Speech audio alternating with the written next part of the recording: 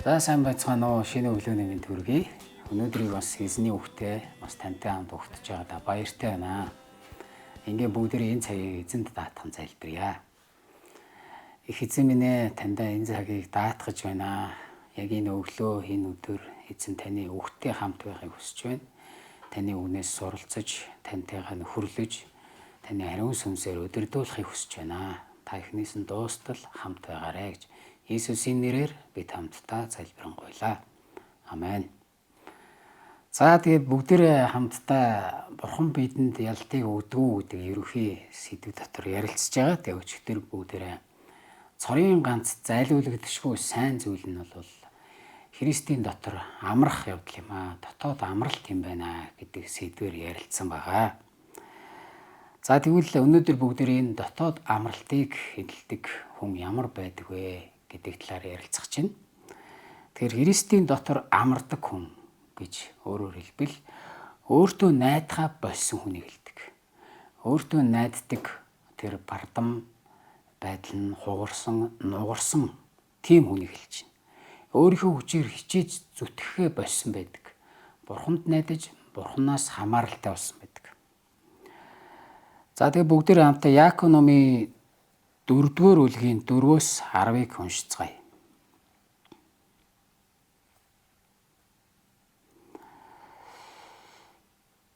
Тэгэхээр хорвоотой хотыг хэн боловч өөрийгөө Бурханы дайсан болгож байгаа юм.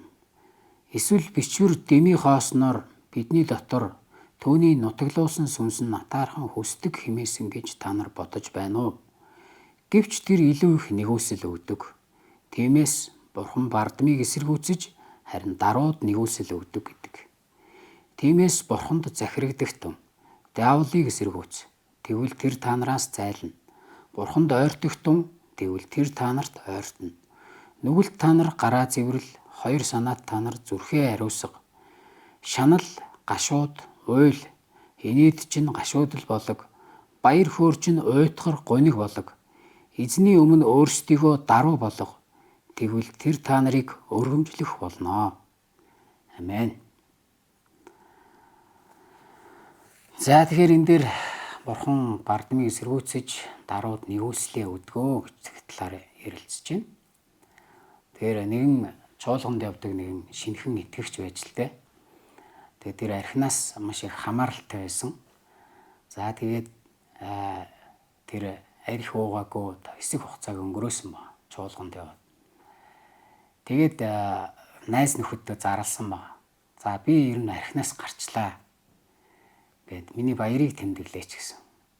За ингээд хэсэг хугацааны дараа нөгөө шинхэн итгэгчтэй маань чуулганых нь найз нөхөд дахиад тааралцсан чинь бүдэрсэн байсан. Хэрэгээд архиа ууцсан байсан. За тэгээ юу болов чи чинь гарчаагүй илүү архинаас гарсан гэдсэн үсттэй гэсэн чинь. Харин тийм ээ, би архинаас гарсан баяраа тэмдэглээд уучлаа гэсэн ба. За тэгээд яг хоо заримдаа бид нар яг өөрийнхөө хүчээр ялсан юм шиг, өөрийнхөө хүчээр амжилтанд хүрсэн юм шиг бодох үед аль хэдийн унсан байдаг. Тэгэхээр Библиэлд юу гэж хэлж байгаа вэ гэвэл Бурхан бардамыг эсэргүүцэж дарууд нэгүслээ өгдөг гэсэн. Тэгээ бид нар заримдаа яг ийм орхинд ордог. Би чадчихлаа, би чадчихээн, би ер нь болох юм байна гэсэн. Харин яг энэ үед бардам байдлын орхинд орсон байдаг. Харин даруй хүн бол хүнд талархахаа мэддэг, хинээс зуурхаа мэдчихэдэг. Тэгэхээр бидний цорын ганц өмг төшиг биднийг босгодог, биднийг ялуулдаг тэр нэгэн бол Христ өөрөө юм аа. Тэгэхээр Христгүйгээр бидэнд ялалт байхгүй.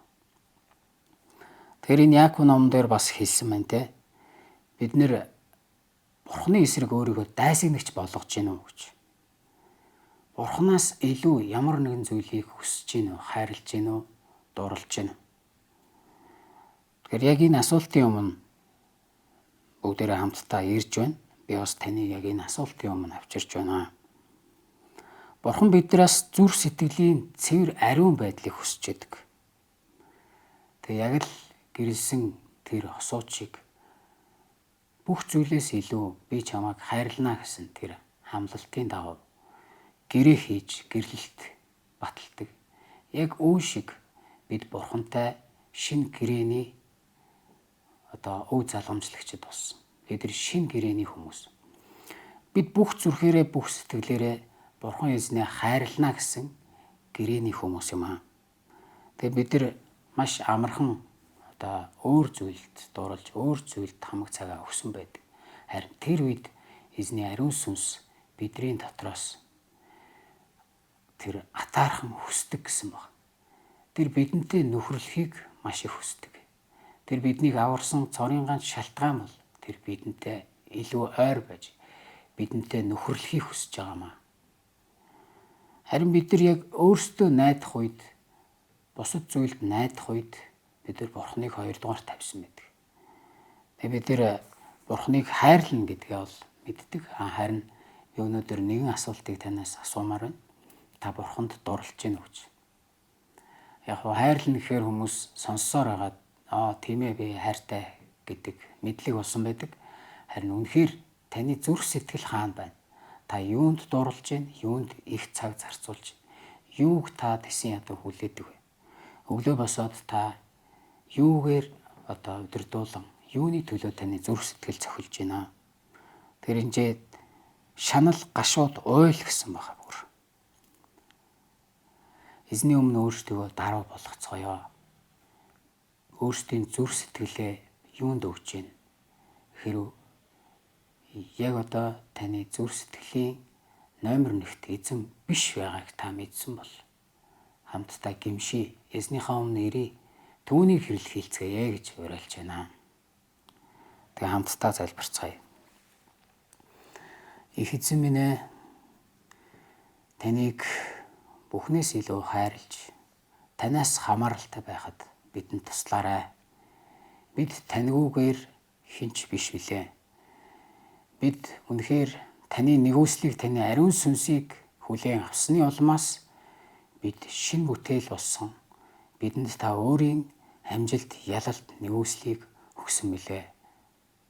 Харин бид өөр зүйлд цаг заваа өгч, өөр зүйлд найдсан бол биднийг уучлаарай.